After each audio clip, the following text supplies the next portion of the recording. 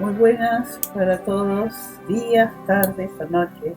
No sé a qué hora estarán ustedes viendo este video.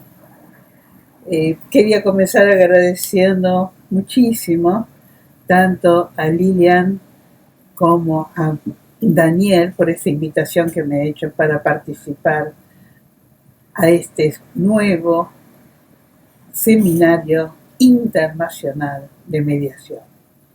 Siempre desde las instituciones de FIME y de Solo Mediación. Así que muchas gracias por invitarme y muchas gracias por haberme tenido paciencia para que hiciera yo y entregara este video.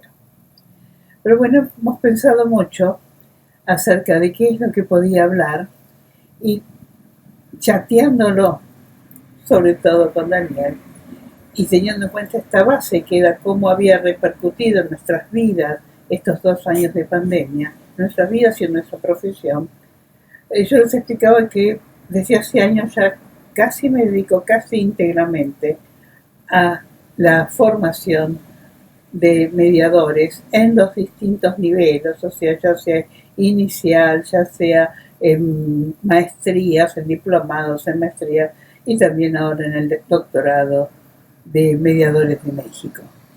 Y que bueno, que a raíz de eso era lo que podía contar acerca de los efectos, por decirlo de alguna forma, de los efectos positivos o lo que puedo rescatar de estos 2 años de pandemia, trabajando fundamentalmente con docentes online de distintos países, de distintos niveles y que trabajan en distintos contextos. Y uno de los temas que para mí es muy, pero muy importante es el tema del lenguaje. Cómo usamos, cómo utilizamos el lenguaje en mediación, ya que lo que hablamos, nuestras conversaciones, es el único material con el cual se gestiona la mediación. Como yo decía, esto de trabajar en formación y en educación a distancia, el eje central de la educación a distancia, o el mayor trabajo de la educación a distancia, tiene que ver con la realización de actividades. Entonces, en estos 2 años, tuve una cantidad de evaluaciones de actividades de distintos niveles, distintos países, distintos contextos, y en algunos casos con algunas actividades que eran comunes, con diferencias, por supuesto, de acuerdo al nivel. Y bueno, es que ahí empecé a ver que había una diferencia, ya que trabajaba con muchos mediadores formados y que había algo que yo lo hacía naturalmente, pero que no coincidía con lo que hacían los estudiantes. Entonces me centré en este punto a ver por dónde pasaba y cuál pasaba la diferencia. Y bueno, creo que tiene que ver con la forma de nominalizar, de nombrar, de identificar, de etiquetear cuáles son los problemas, los objetivos, las opciones, ya sean que sean opciones o que sean alternativas, y por supuesto el acuerdo. Y esto tiene que ver con distintos lenguajes que yo entiendo que usamos, tanto en lo que yo llamo la fase 1, que es la fase de exploración del conflicto y de determinar cuál es el problema y el objetivo, la fase 2, que es la fase de creación de caminos para encontrar la solución del problema, y la fase 3, que es la fase del acuerdo y del cierre. Y los lenguajes, la forma de comunicarnos que usamos y que creo que ustedes también usan en cada uno de estos momentos de la mediación debería de ser distinta, porque la tarea es distinta. Entonces, de esto era lo que le quería hablar, y también para generar una reflexión o para que a posteriori ustedes puedan ver cómo es que hacen esto que hacen habitualmente cuando median. Desde mi perspectiva y en una muy apretadísima síntesis, la mediación consiste en saber cuál es el problema, el motivo, la circunstancia, la situación que tienen los mediados cuando llegan a la mediación, o sea, desde la teoría narrativa, desde el modelo narrativo, diríamos la definición del problema. Y por el otro lado, también desde el mismo modelo narrativo, decimos identificar el tema objetivo. O sea, desde el problema hacia el objetivo, y lo que los mediadores hacemos es transitar desde el problema al objetivo. Junto con este tema de ubicar, que será una de las actividades, ¿no?, que los estudiantes deben, ya sea en video, ya sea en transcripciones de mediaciones, ya sean trabajando con el espejo de los mediadores, deben de identificar en qué fase están en distintos momentos de este relato, de esta narrativa. Pero también a mí me gusta trabajar con el modelo de Harvard. Y entonces he llegado a ver que prácticamente lo que nosotros llamamos problema es lo que Harvard llama posición e intereses. Lo que Harvard hace en esta primera parte, que es pasar de las posiciones a los intereses, y me gusta esto, y yo lo utilizo para definir el problema, es tratar de identificar cuál era la posición que tenían y cuáles los intereses que responden, que sostienen a esa posición. Y el otro punto fundamental es la determinación del objetivo. ¿A dónde quieren llegar? Que generalmente, hablando en un idioma harvardiano, es la satisfacción de los intereses. Entonces, teniendo en cuenta este punto, mi idea es esto: cómo se transita desde el problema al objetivo, que creo que es lo que también hacen ustedes, ¿no? Lo llamen así o lo llamen de otra forma. Para mí, la determinación del objetivo es fundamental, es un punto importantísimo, porque yo lo llamo que es el faro. Una vez que se construye entre los mediados y el mediador cuál es el objetivo, cuál es la meta de esta mediación, una vez que logramos esto, tenemos un faro que, desde mi perspectiva, es el que va a iluminar nuestra navegación, esta travesía que es la mediación, a veces en un mar bastante agitado, pero bueno, desde el problema al objetivo. Entonces, una de las primeras cuestiones que he encontrado, pero muchísimas veces, es que cuando yo les pido que identifiquen el problema, ponen el pago de la cuota. Yo digo, no, el pago de la cuota no es un problema. O el pago de algo. A mí, cuando me quieren pagar algo, eso no es un problema. Porque decía, el problema es algo que te afecta, y me parece perfecto. El problema es ese obstáculo que no te permite ser feliz, diría el Dalai Lama.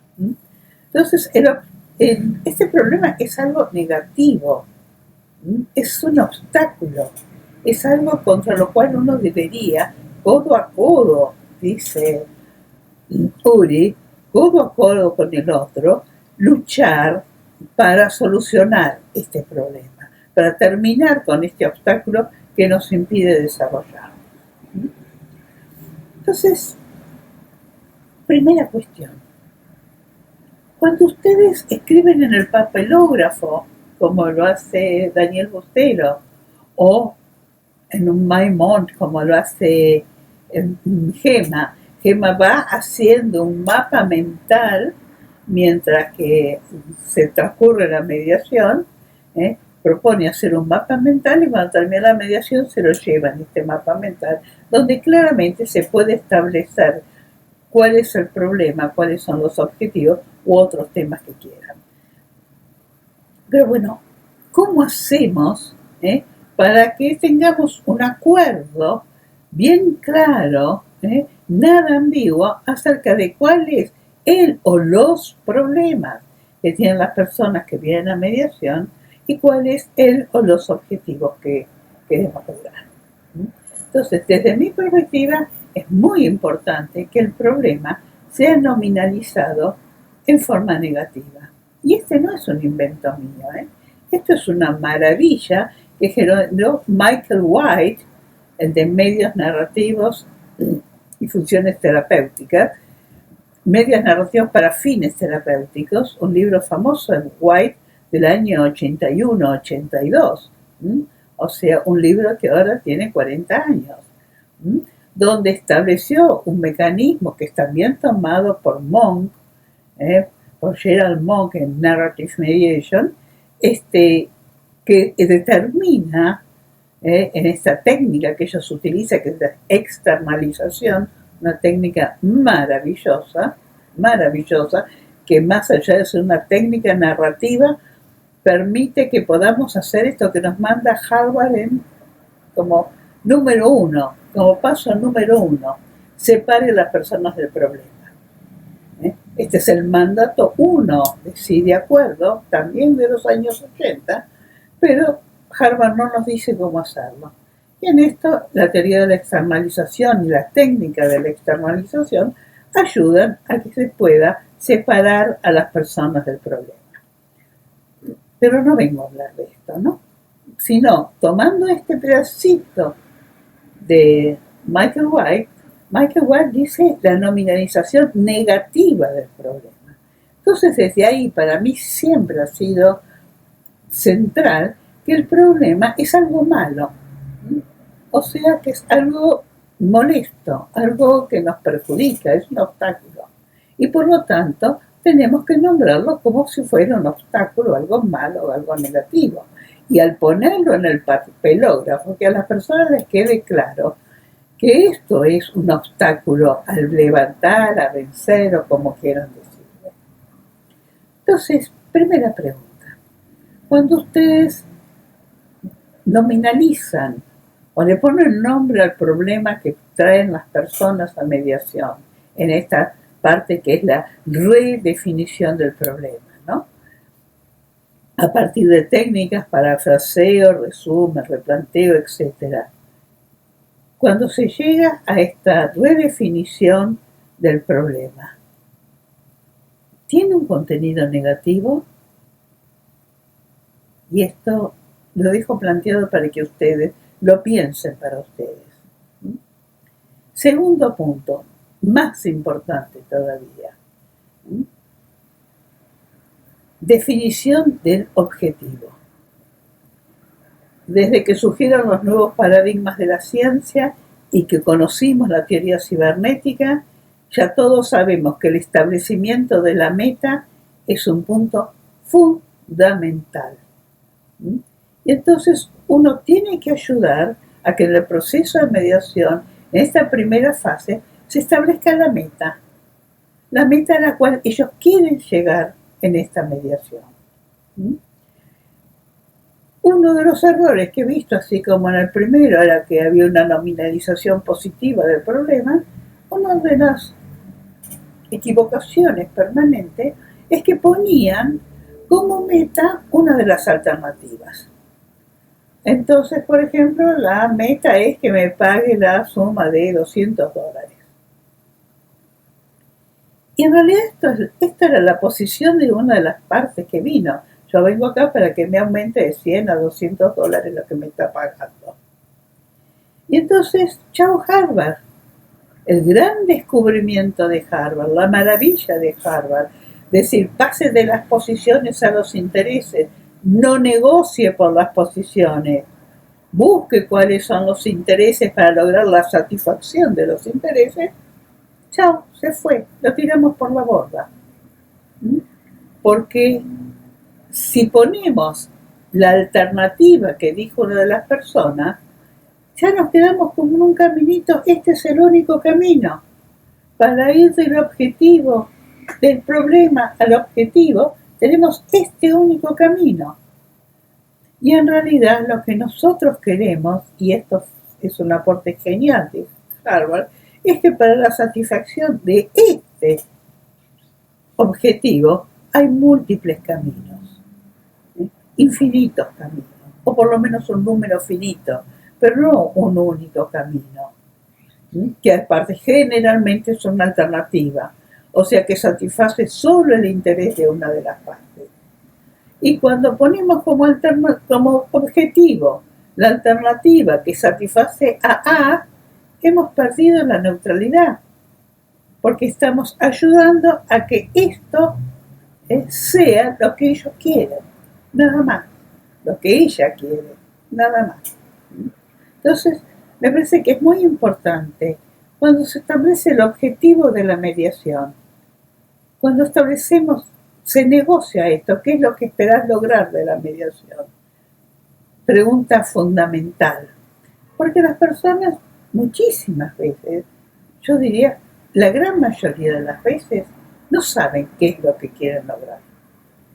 O quieren lograr algo que sería una sola cosa, un camino único, esto. Y en realidad, si ahora vuelvo para Harvard, si pensamos en esa pregunta fundamental para entender qué son los intereses, cuáles son los intereses, cuando ella dice quiero que me suba el monto a $200, la pregunta es ¿y para qué necesitas ese dinero? ¿Cuál es la utilidad que vos le tenés que dar a ese dinero? Y entonces ahí, esta que da la punta del iceberg, la posición, vemos abajo todos los intereses que hay. Puede ser para alimentación, puede ser para transporte, puede ser infinitos intereses que hay. Y entonces cuando tenemos intereses y aparte que se crean nuevos intereses que no se tenían pensado, bueno, hemos agrandado la torta. Entonces, poder establecer un objetivo amplio, un final de torta, de narrativa, de cuento, feliz. Cuando hacemos esto, entonces estamos generando un objetivo amplio y no quedarnos con un objetivo chiquitito, que en última instancia generalmente es la alternativa de una de las partes. Entonces me pregunto, cuando ustedes establecen el objetivo de la mediación, dicho con estas palabras o con otras palabras, cuando trabajamos con las personas para ver qué quieren lograr, tenemos en cuenta esto de ayudarlos a ampliar, a que tengan un objetivo que sea la clase, para que haya muchas formas, muchos caminos que lleven a Roma. ¿No tenemos esto en cuenta como mediadores o tomamos aquello que ellos dicen? Y acá nuevamente aparece el lenguaje. Primero, saber diferenciar las clases de los miembros de las clases. Y esto es un trabajo fundamental, ¿no? O sea, saber cuál es la clase, el tipo lógico que tiene las distintas subclases dentro de ese tipo lógico. Esto es importante. Pero también utilizar algo de otro autor, Jerome Bruner, que tiene un libro maravilloso también de la década del 80, que se llama Realidad Mental y Mundos Posibles, y otro libro buenísimo del 2004-2005, que se llama Fábrica de Historias. Realmente Jerome Bruner es imperdible, ¿no? No es muy fácil, pero es imperdible, porque abre totalmente nuestras posibilidades y abre totalmente las posibilidades de las personas con las que trabajamos. Y él dice que lo que debemos hacer, el lenguaje que debemos tener, no para estos casos, sino lo habla en general, es subjuntivizar. Y cuando yo lo he leído, y ahora lo he vuelto a leer, y cuando leí Fábrica de Historia, me doy cuenta que siempre hemos estado subjuntivizando. Lo que pasa es que no lo tenemos consciente. Y ustedes saben qué quiero decir con subjuntivizar, no subjetivizar. Subjuntivo es uno de los 3 modos de verbos. Indicativo, que tiene que ver con decir lo que existe. Esto es así yo estoy viendo una planta y acá estoy grabando esta charla con ustedes. Y bueno, esto es así. Pero por ahí, mi hija pueden llamar por teléfono, no sé qué está haciendo mamá. Podría estar teniendo una videoconferencia. Podría estar en esto, podría estar en otra cosa. El subjuntivo tiene que ver con el mundo de lo posible, de las opciones, de las alternativas, de las proporciones, de las posibilidades, de los porcentajes. No es el mundo que es así, sino lo que podría llegar a ser. Podemos utilizar los verbos en subjuntivo, pero no necesariamente subjuntivizamos cuando hablamos con verbos en subjuntivo, sino que subjuntivizamos cuando estamos hablando en mundo de posibilidades. Y entonces cuando nosotros hacemos los famosos chequeos, los parafraseos, los resúmenes, los replanteos, en ese momento no estamos diciendo esta es la verdad, ustedes tienen que hacer esto. No estamos hablando en el modo indicativo, sino que estamos armando un mundo de posibilidades. A ver si comprendí bien. Lo que ustedes me quieren decir es piripipí. Y entonces ahí estamos diciendo, puede ser que me quieran decir esto, o puede ser que quieran decir otra cosa y yo no lo he entendido. No estoy bajando línea, lo que dicen es esto. Ahí estaríamos en el indicativo. Y mucho menos en el tercer modo verbal, que es el imperativo. Ustedes tienen que hacer esto. Es el mundo de la orden.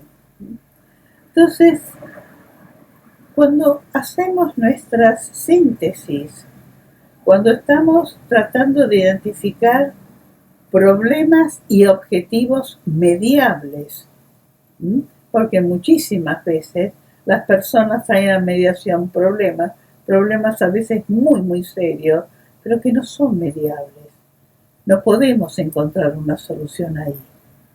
Entonces, cuando estamos tratando de ayudar a construir un problema o unos problemas mediables, utilizamos de alguna forma el modo subjuntivo o nuestra comunicación subjuntivizante para generar posibilidades. Y esto lo usamos tanto para la definición de problemas como para la definición de objetivos. Una vez que tenemos esto, quizás volvemos al modo indicativo cuando escribimos en el paralelógrafo cuáles son los problemas y los objetivos de la parte A y de la parte B. Y bueno, cuando las personas terminan esta primera fase de la mediación con una agenda y establecen cuál es el primer tema, ahí pasamos a la segunda fase. Y acá sí, acá es el mundo de ayudarlos a generar algunas alternativas, si no hay que ayudar a generar por lo menos una alternativa para de que esta alternativa poder pasar a una opción que satisfaga los intereses de ambas partes. Esto también es un concepto que no está muy claro. ¿Cuál es la diferencia para Harvard entre alternativa y opción? La alternativa es una solución o parte de una solución que satisface los intereses de una parte. En tanto que la opción es una solución o parte de una solución que satisface a ambas partes. Y bueno, acá nuevamente entramos al mundo de lo posible, a que imaginen el mundo de los posibles y las posibles soluciones, los posibles caminos. A veces no son directos para llegar a este objetivo que hablamos en la primera fase. Y bueno, y por último, en nuestra tercera fase, vamos a escribir un acuerdo conjuntamente en modo que escribimos ambas partes, donde ahí vamos a volver al modo indicativo. Síntesis. ¿Cómo hacen ustedes la redefinición de objetivos y de problemas? ¿Bajan línea o lo único que hacen es abrir un campo de posibilidades para que ellos elijan. ¿Cómo hacemos? ¿Cómo hacen ustedes y cómo hago yo para trabajar la parte de la generación de opciones? ¿Mm? ¿Cómo hacen para descubrir estos caminitos entre el problema y el objetivo? ¿Mm? Para que ellos generen, para que ellos inventen caminos nuevos, a veces escucharse los dos. ¿Mm? Como se habrán dado cuenta, yo permanentemente he ido mezclando modelo narrativo, modelo de Harvard, técnicas del modelo narrativa, técnicas de Harvard. He ido mezclando todo, porque en realidad mi modelo es un no modelo. Tomo lo mejor de cada uno de los modelos.